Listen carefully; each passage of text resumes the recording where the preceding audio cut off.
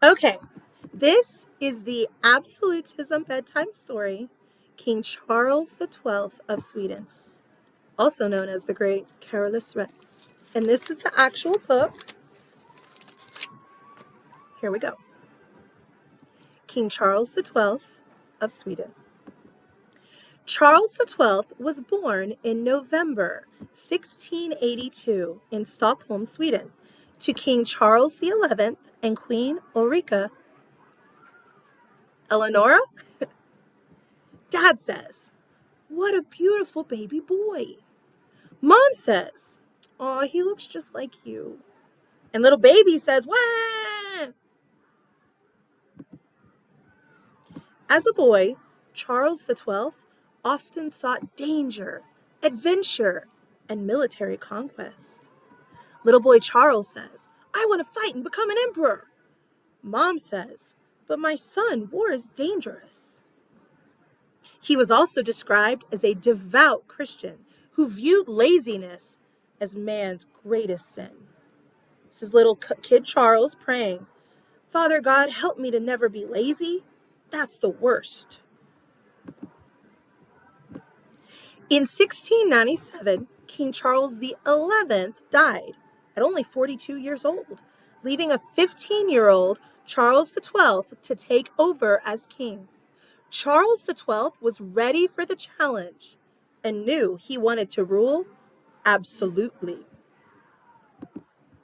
Before Charles XII was even crowned, he forced his nobles to swear oaths to him. They had to accept that no one was his equal except God.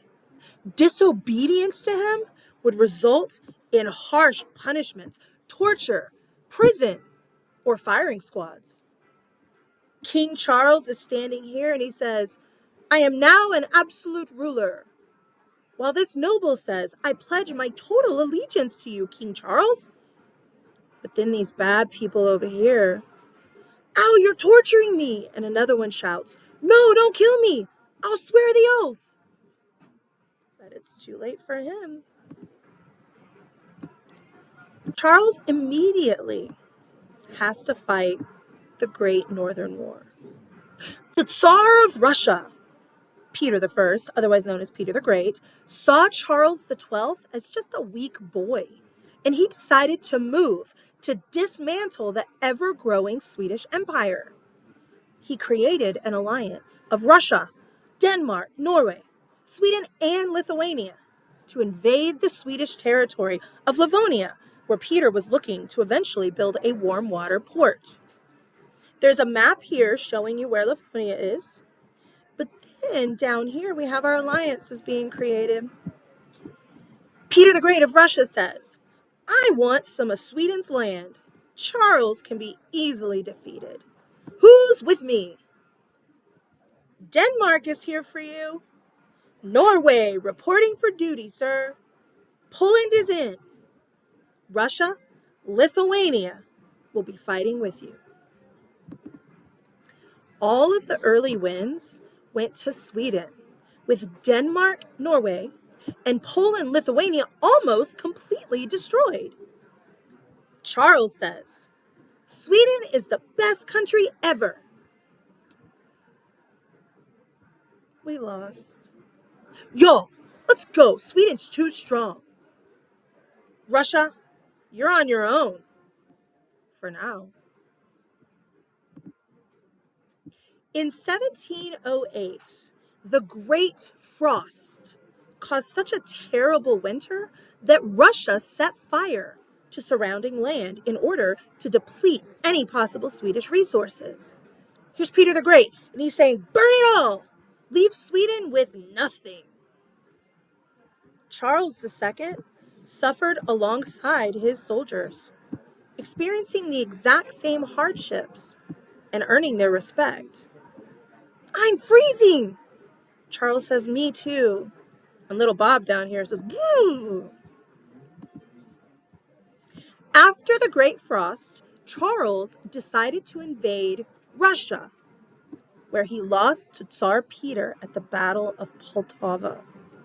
Charles II lost thousands of men in the battle and was even exiled from Sweden for 5 years.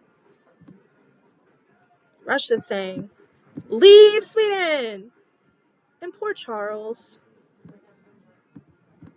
where am I gonna go? While Russia celebrated their victory after the Great Northern War, Charles XII lived within the boundaries of the Ottoman Empire, creating future alliances against Russia. Russia, Peter celebrating. We won! Russia rocks! Over here, Charles XII. Hey, Ottoman Empire, you want to team up against Russia? They think they're so tough, but we can beat them. And the Ottoman Empire says, yeah, we hate those guys. When Charles XII went back to Sweden, he gathered up a force of around 40,000 men to invade Norway. He laid siege to the fortress of Fredrikstad. But what he didn't know was that Russia had over 90,000 men and cannons everywhere. While inspecting a trench during the siege, Charles XII was shot in the head. Immediately upon discovery of his body, the Swedes just abandoned the fortress. And there's a picture, this is a real picture, y'all. King Charles XII's head with the bullet shot, obviously right there from his autopsy. Since the Swedish military stopped fighting after Charles XII's death, they lost all of their Baltic holdings in the Peace of Fredericksburg. This is a painting of Charles XII's body being taken back home to Sweden. Since Charles XII didn't have any children, his sister, Ulrika Eleanor the Younger, and her husband, Frederick I, took over control of the Swedish throne. The end.